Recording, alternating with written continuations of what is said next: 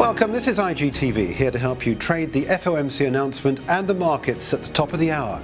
Now let's take a look at the headlines ahead of that decision today. Equity markets trade lower after earnings from Federal Express highlight the weak global economy and the effects of the trade war on US corporates. The dollar, meanwhile, is gaining today, although off the highs, as bets remain that the US economy remains the best performer amongst the major Western countries. And with an expected 25 basis point interest rate cut today from the federal funds rate, the Fed has had to inject more money into the US markets as liquidity begins to dry up. Well, joining us here in the studio is IG Chief Market Analyst Chris Beecham with more of what to expect. Chris, briefly, what are you watching around this announcement at the top of the hour?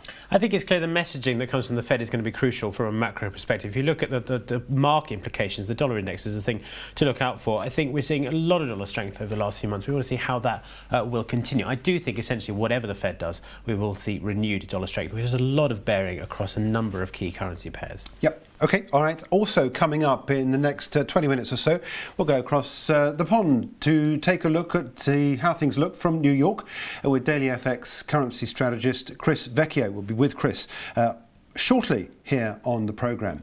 So let's take a look at what the background is about today's Fed interest rate decision. Before catching up again with our guests, let's take a look at some of what's been going on after hiking interest rates 4 times in 2018.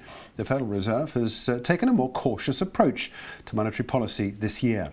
At the previous FOMC meeting in July, the Fed cut interest rates by 25 basis points as widely expected. That was the first cut in rates for the first time since the financial crisis. The US unemployment rate is currently at 3.7%, but at the last non-farm payrolls release, the job creation was weaker than expected, coming in at 130,000 below expectations, which are around 160,000 jobs having been created in the month.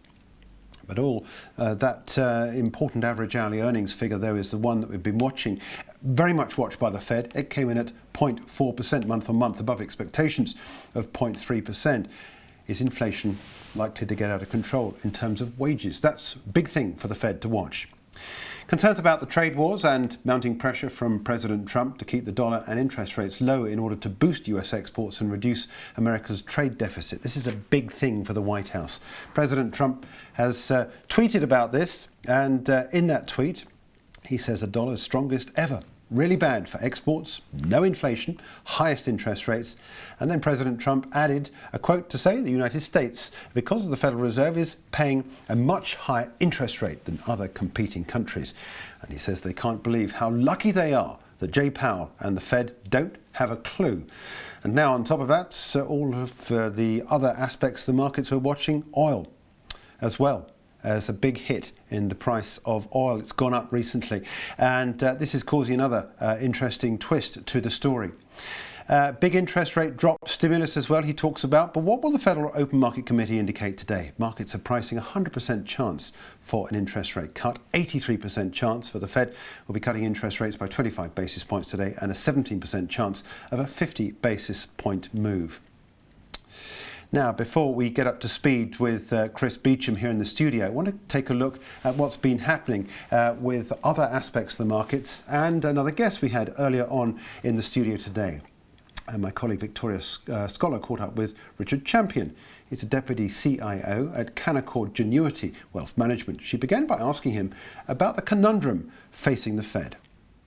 The Fed's in a very, very tricky position at the moment because clearly the global economy is softening in Europe and China in particular, but also even in the States there are some signs of weakness appearing. But at the same time, the employment market remains very, very tight in the States, and of course their dual mandate is full employment and price controls, and they're trying to work out how to navigate that in the era of Trump. So, I mean, how much of this cut do you think is being driven by domestic factors, and how much of it is more about those international pressures, the likes of the trade tensions that you alluded to? I think primarily the latter. The domestic side, however much Donald Trump tweets, beg your pardon, the domestic side is less likely to drive them at the moment because the US economy, certainly in relative terms, continues to do okay. So, I mean, do you think this is a mid-cycle adjustment, or do you think that we are at the start of a period of broader monetary loosening that we're seeing not just stateside but also among other central banks around the world? Clearly we're seeing that whole global easing, loosening cycle develop. We saw what happened in Europe the other day. But for us, it remains more of a mid-cycle adjustment, with the important proviso that we do get some progress on the trade front to quieten down that. So how concerned do you think we should be about the domestic US economy? You mentioned that the employment picture, the labour picture is remaining relatively resilient. Of course, a lot of people talking about a potential impending recession within the next couple of years, say. I mean, is that on your radar? Yes, for sure. I mean, the yield curve inversion we saw more recently, which has just unwound a little bit, clearly has got a great track record in the States of predicting recessions, depending whether you call the recession in 3 months or 20 months. So it's quite a vague indicator, but it's still got a very good track record. So we do think there's a good possibility of that recession coming. But that doesn't mean for the time being there aren't good opportunities in some of the markets. So where do you think the opportunities are? Well, as rates come down, the kind of things which we saw happen with global central banks providing liquidity to markets before, was that risk assets did better than people expected, and we'd expect that to potentially continue. So you're bullish on the US equity market then?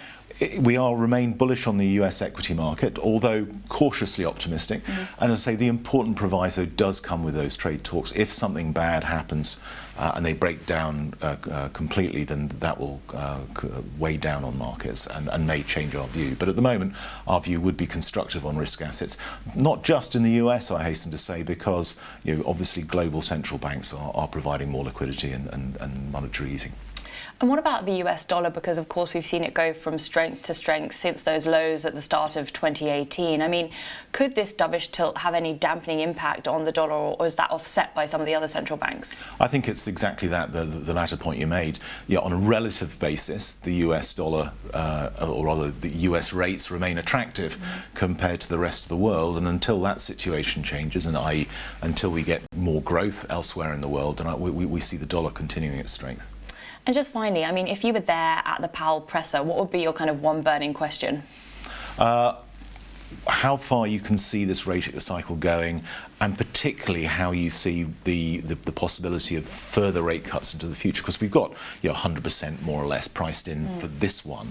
But if they are more dovish in the outlook statement and people start to price in another one, then again we may have to change our view based on the fact that 3 moves rather than 2 feels a bit less like a mid-cycle adjustment, if you like, a bit less like an insurance policy, and more like the start of a prolonged downward trend. So just to be clear, how many cuts are you expecting this year?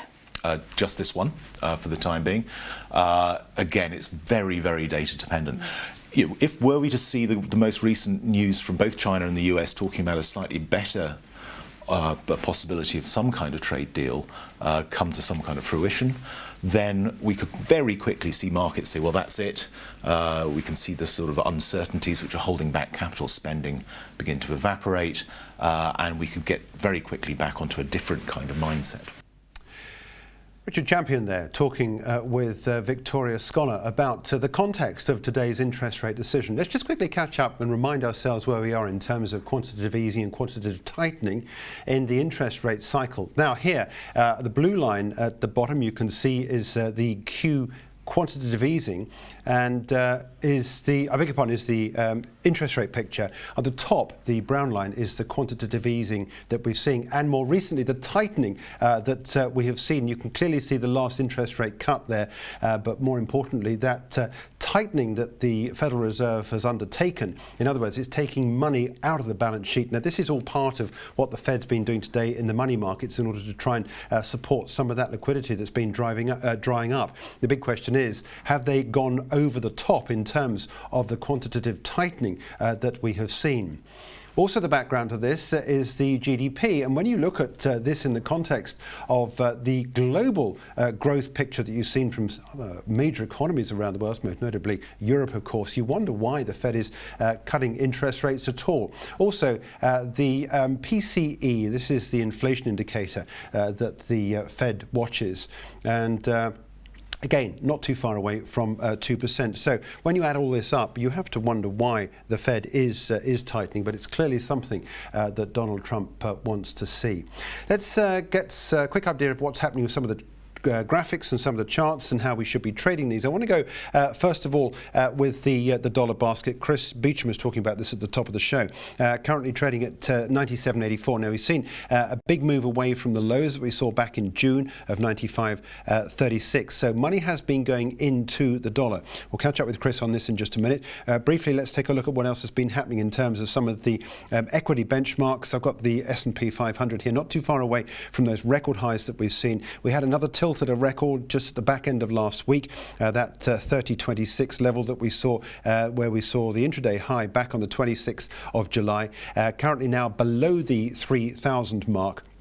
So far as the technology, NASDAQ is concerned, the technology-heavy index, again, we've seen a lot of money going into that recently, but just off the highs as well, currently trading at 78.49. So let's turn back now to Chris Beecham, IG's chief market analyst, with some more analysis of where we are in terms of this.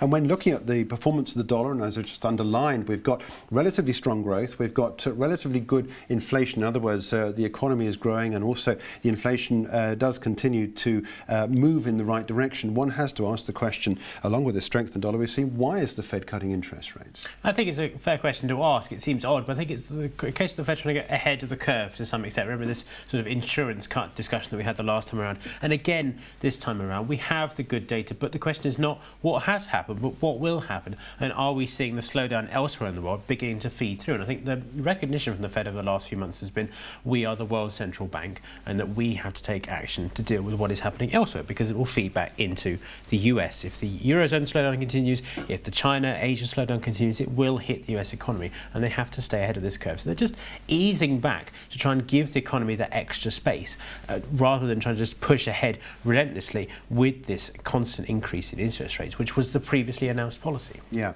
Let's take a look at the dollar basket. You mentioned this at the top. This is the daily one, and we'll go into the hourly in just a minute. But in terms of Donald Trump's point, this is going in the wrong direction. He wants a weaker dollar, and he can see a weaker dollar benefiting the US economy, and it's not coming through. You can see why he's angry at what the Federal Reserve is doing. Well, it's not. The problem is, it was US Treasury Secretary once said the dollar is our currency, but your problem. It's definitely the way round now at this point. Now, you're seeing people moving into the US dollar to get that yield in bonds, of course, because you can't get that anywhere else. You're seeing it because of the underlying strength of the US economy. Donald Trump has this love-hate relationship with the stronger dollar, but at the moment he clearly wants the weaker one. But neither of them can really do much short of outright easing and much more dramatic interest rate cuts to push this dollar lower, because there's still money flowing in. So I think you will see this trend continue, and it's being reflected, interestingly enough, across a number of currency pairs. If you take the likes of euro dollar, you've seen it rally impressively, but you wonder how much further that has to go if the dollar begins to strengthen. Well, how do you trade this then? You've got the MACD at the bottom here, you've got the momentum pointing down, the dollar still being supported. What's the trade position to take? Well, I would be sticking with the long side of this one, because you can see the way the moving averages are going. You can see the direction of price. It is by and large moving in the same direction. Yes, it does have those sell-offs, but they, as they did in June and July, provided excellent opportunities to get long at the right moments. And I think you're having another possible moment here where you do have an entry point potentially brewing around here, if the Fed sends the right kind of message, or if the markets deem the Fed to be insufficiently dovish, perhaps is the way we should read this one. So I think it would be dangerous to argue with the general direction of the trend, which is to go long US dollar. You see it quite basing out here around this 9700 area. I think you could see continued gains from this point onwards. Yeah, this is the hourly trade, just to watch it going into that decision at the top of the hour. Let's take a look at what else is happening in terms of some of the moves in the markets. And I want to bring up what's going up with the Dow Jones Industrial Average. This is the daily chart, and like I had the S&P and the NASDAQ before it, not too far away from record highs. Yes, and the interesting thing with this is in April and then in July with these Fed meetings, you had sell-offs in the wake of this, so you have to be careful that we have rallied impressively, not as well as Eurozone markets, but still very strongly on the Dow, nearly back to record highs. And I think we should expect maybe a bit of short-term weakness, and we should know that in the wake of Fed meetings over the last few months, the Dow's performance has been relatively negative, but over the longer term the trend is still higher. So I think as we head into the stronger end of the year, which is October to December of course, then you should still see US markets continue to gain. And I'm not sure this rally at the moment from the August lows is quite done yet either. Okay, all right, just about to get that decision. Let's bring up a chart of euro-dollar and switch this on to a minute-by-minute chart to get an idea as to what's happening. You've got the interest rate decision that has come through, and it seems like they have, is the headline to cut. We've got a minute-by-minute chart showing money coming out of, this is sterling against the dollar. Let me just bring up the euro-dollar chart so we can get a better idea as to the move that we're seeing at the moment. And it seems like we've got we've gone for 25 basis points. No further cuts in 2019, but 7 of 17 policymakers saw one more cut as appropriate. Right, okay, so what this means is it means basically that, as Richard Champion was saying, it's obviously going to be data dependent, and it's obviously going to be something where they're going to continue to monitor what's going on in the market, but at the moment at least, and indeed this is in the context of what we've been seeing in terms of the growth numbers, the PCE numbers, the inflation numbers, that there is no real reason to cut interest rates anymore from where they are. So the Fed cuts the target interest rate 25 basis points to a range of between 1 3/4 and 2%, and that has been the response we've got in the markets for the euro-dollar on the minute-by-minute trade. Going back to the daily trade, as Chris was saying, this is a market where potentially you can continue possibly to buy the dollar. This means you would be selling this cross here, euro, at the expense of that stronger dollar. So that would be the trade to take up. An update on where we are in terms of some of the technology markets, just to give a reaction to the trade at the moment. You can see on this minute-by-minute chart, initially money going into that, it's now pulling out again. So this is broadly a statement which would appear at least to be in line with what was expected from the Federal Reserve. Anything else, Chris, you've seen that's cropped up which you can say is something which should be considered when looking at these markets? Interestingly, one dissenter, of course, one Bullard pointing out 50 basis points. It was a 50 basis point cut, really, so an impressive move there. You are still seeing, I think, an expectation that they don't need to do much more, but the Fed is still relatively split on the outlook for policy. And I think this is the problem with the Fed. Their communication is rubbish at the moment. That's Powell's problem most of all in press conferences. Fun one to watch later on. But they really, at the moment when the market wants a clear message, you're getting so many different policymakers coming through with different views, and that's making it impossible to work out what we think they should actually do next, really. Yeah, okay, all right. Let's bring in Chris Vecchio from Daily FX in New York and ask you, Chris, whether or not you see anything else that gives a steer on the Fed's commitment, because it certainly seems like this is a one and done for 2019. Right. It definitely seems like the Fed is easing off of its cut bias. If anything, this would come across as a hawkish cut, if you will. Yep. Something that my colleague Mike Boutros over here has been talking about for the last few days. It's fascinating that we're seeing a market reaction here where gold, oil, and stocks are all falling together. Seeing the U.S. dollar gain ground isn't necessarily a surprise, as we've seen U.S. Treasury yields move up.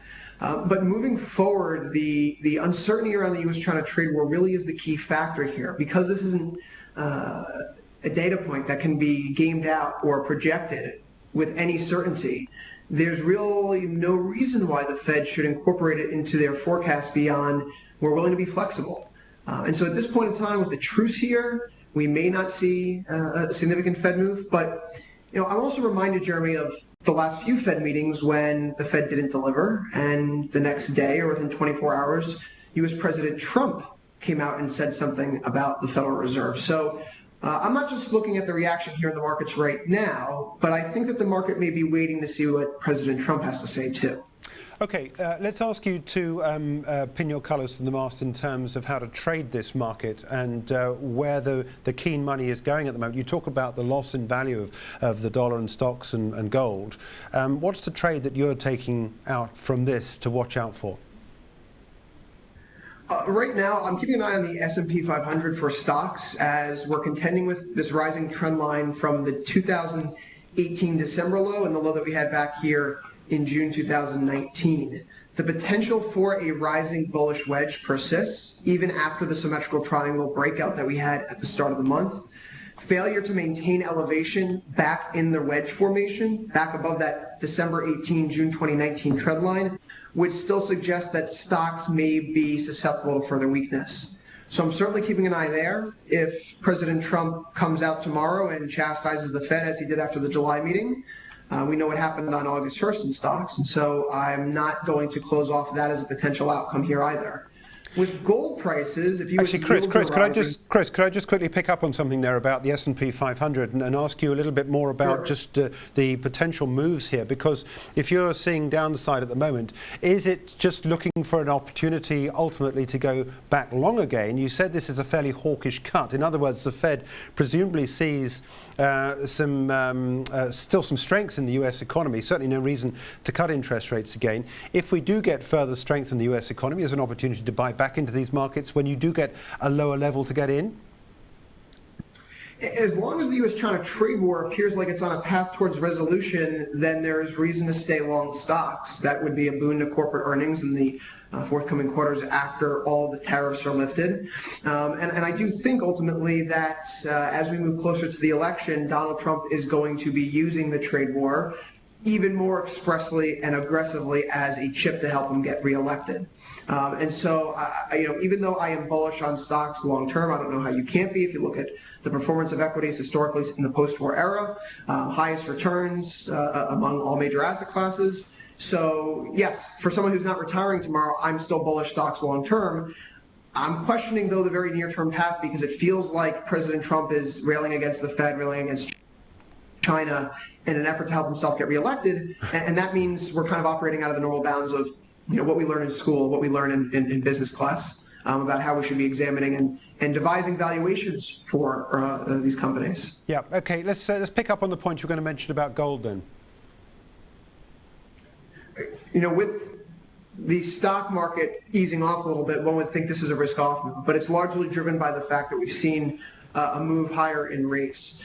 Gold doesn't offer a coupon. There's no dividend, there's no yield, right? So gold is not going to do well in an environment when real yields are rising. Real yields would be nominal treasury yields minus headline inflation.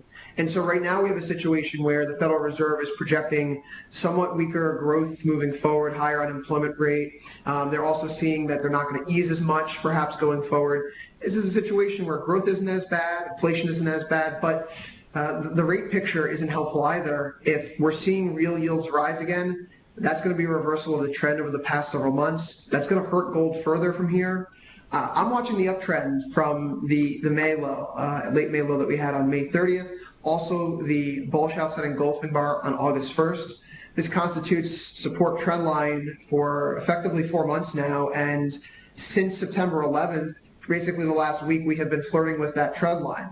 For me, if we get below 1479.73, we would have the tenets of a near-term top in gold in place. That wouldn't necessarily mean I'm bearish long-term, however. I still think that the potential for a longer-term inverse head and shoulders remains valid, especially as we look down the future pipeline at a world with negative interest rates. Yeah. Chris Beecham here in the studio was talking about the dollar basket. Let's follow up on that, if I can, with a look specifically at the euro-dollar trade with you and work out what we should take away from this. Of course, euro-dollar is, I think, about 60-70% of the dollar basket. So to some degree, it is an inverse picture, if you like. So a trade around euro-dollar? Right, euro-dollar is effectively the inverse of the dollar basket. It's 57.6%, and one has to remember that even though the ECB is easing right now on a relative basis, they're not easing as much as the Fed. Right, at the start of this month, neither the ECB or the Fed had cut rates yet. Now they have. The ECB's lowered rates by 10 basis points, and the Fed's done so by 25. And so even though both central banks are easing, the interest rate differential is moving out of favor for the US dollar. To this end, we've seen euro-dollar put two significant low pin bars down in the area just above 109 in recent days, including that bullish outside engulfing bar we got on the day of the September ECB meeting. And so it's starting to look like the path of least resistance may be higher here for euro-dollar. One would caution, though, given the fact that U.S. yields are rising and it is becoming an environment where, with the Fed looking like it's going to be less aggressive on the cut path, relatively speaking, the dollar is gaining more appeal than some of these other currencies. Euro itself may be able to drift higher, but the dollar index could still be able to maintain its elevation. If a pair like dollar yen, for example, is going to suffer a little bit, if euro dollar moves up, yes, that's going to accelerate a dollar index move. But in an environment where dollar yen still moves up, then you're really talking about a situation where you have kind of this offsetting effect within the DXY basket itself. So I think that right now euro has a chance to run higher, but I'll be honest, Jeremy, with the state that markets are in right now, I'm not really a fan of taking any short-term trades. I'd like a little bit more clarity here myself. Just one final thing, Chris. What did you make of the news today that for the second day in a row, the Fed has come into the market to give liquidity to the market through the New York Fed? What does this mean? Because we've seen this quantitative tightening. We've seen the balance sheet shrink, the Fed's balance sheet, recently, and this has been one of the big bones of contention, of course, for Donald Trump, and the big split that's occurred between the White House and the Federal Reserve. And clearly Trump doesn't like the idea of any sort of tightening at all. But what do you make of the news over the last couple of days that the Fed has had to inject money? Well, before we get into that, I think it's a point that's obvious now to anyone who's been paying attention, but President Trump, when he was a private citizen, really didn't like low interest rates, railed against the Fed and Obama and Yellen and Bernanke. And now that he's a politician and a president, he seems to enjoy low interest rates. I think that's a fair rule to say that politicians like when monetary authorities are helpful. So I don't think that's a unique view to President Trump. I think all presidents have that mindset that the Fed being accommodative is better than them not being accommodative. But to that end, when we talk about how we're going to proceed moving forward from here, I do think that this is a situation where we really don't have a textbook response. We really don't have an allegory historically to pin ourselves to suggest that we have a roadmap for how to proceed moving forward. When I think about volatility and the potential for black swans, if you will, events that seem implausible that occur out of nowhere, like a missile attack on a Saudi Arabian oil processing facility, those reveal the vulnerabilities of the global financial system. And when you have an actor like Donald Trump who's willing to say and do effectively whatever is necessary to get the outcomes he desires, then you're kind of throwing away all the books of principle and rules and guidelines. But I do think this is leading down an interesting path. Ultimately, I do think that we're going to need another Plaza Accord if we're going to see any significant long-term de-escalation in the U.S.-China trade war, and we're going to have a period of exchange rate stability where central banks aren't competing against one another in a race to the bottom. Yeah, that's a good point. Good, Chris, we'll leave it there, but thanks for joining us. Chris Vecchio from Daily FX in New York. Let's catch up with Chris Beecham here. One of the things we were talking about before we went into this decision, you were looking at the volatility index on the IG platform. If you just bring this up and explain why this is of importance at the moment. We saw the lows, in fact, I'll get this chart.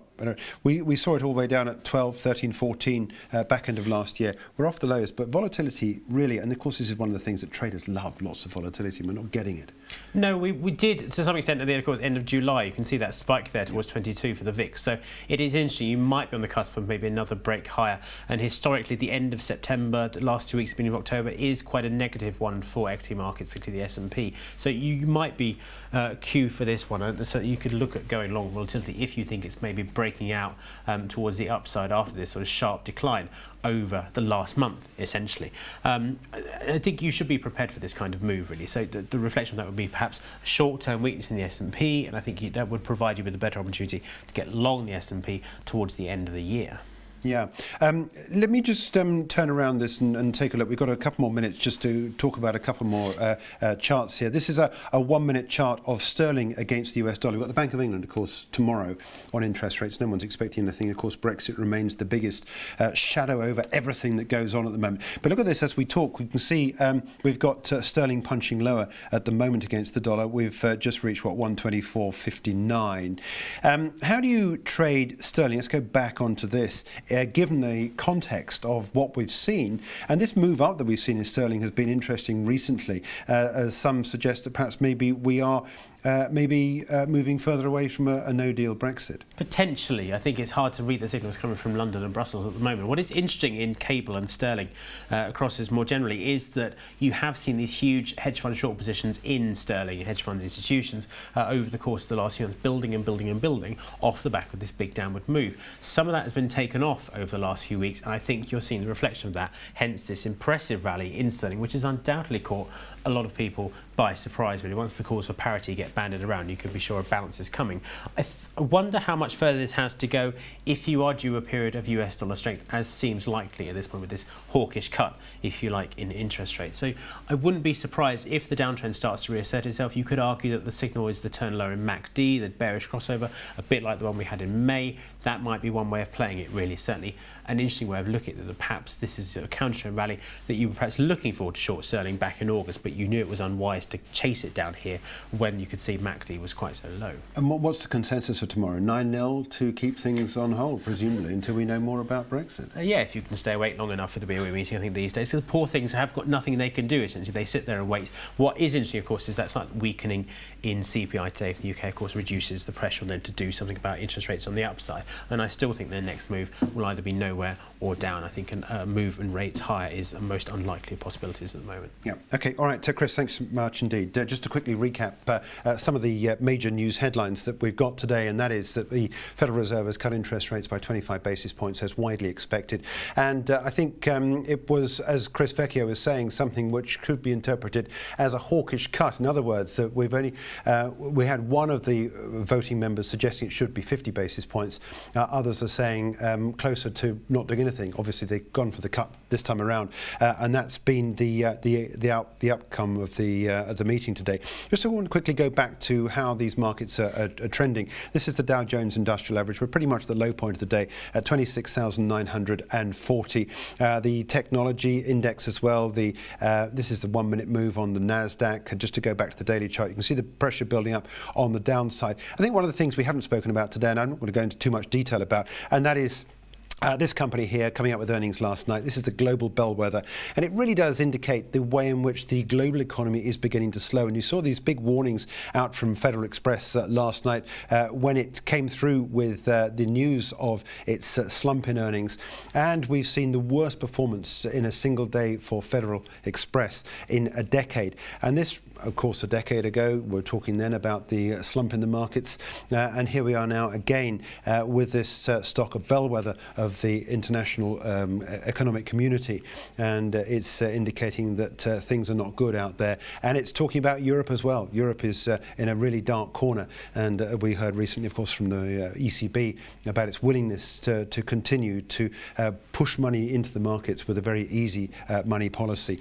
But Federal Express goes to great lengths to say that it's very uncomfortable about the way in which the global economy is going. So I think that's another way of looking at this. Just a quick update as well on what's been happening. Chris was pointing out the fact that Chris Vecchio was pointing out that for the fact we've got these markets on the way down across the board, and gold is no exception today as the dollar continues to rise. 14.96 is where the gold trade is at the moment. And just leave you where we started off with Chris Beach and myself talking about this dollar index chart. You can see here money going into the dollar at the expense of all the other markets. And as Chris was saying, look at that. And if you've got a long trade on this at the moment, you are making money. And you've got to look at the way in which the markets have moved up since the lows that we've seen back in June, and you've got to say to yourself, this potentially is a market in which we could well see further highs. If you do go take a position in the markets, don't forget, of course, to put your stop in place. If you want to find out more about stops, you can find out all about that on the IG platform. It gives you a further indication. It's 18 minutes past the hour. On the Federal Reserve website, you better catch up with the live press conference at the bottom of the hour. As Chris Beecham was saying, it's not a particularly comfortable moment watching Jay Powell deliver that press conference. It's not something he likes, and certainly doesn't like the Q&A. But it'll be interesting to see whether or not many start to pull out more about what the Fed's doing in the money markets and just what they're doing in terms of providing liquidity, why it's happening, what's going on, and the prospects as well for any further interest rate cuts later on this year. Certainly from the statement, it doesn't look like that's going to happen. We are live tomorrow for IG clients on the IG platform at 7:30 tomorrow morning. Victoria Scholar will be with Mark Oswald taking apart this decision from the interest rate picture from the Fed tomorrow morning at 7:30 a.m. I hope you can join Victoria with that. And we'll also be live at 10:30 with Charting the Markets, and Chris and I will be back at 5 to 12 tomorrow with that Bank of England interest rate decision, as Chris was saying. Hope you can keep awake long enough waiting for that decision from the Bank of England. That's it for this live update for IG clients.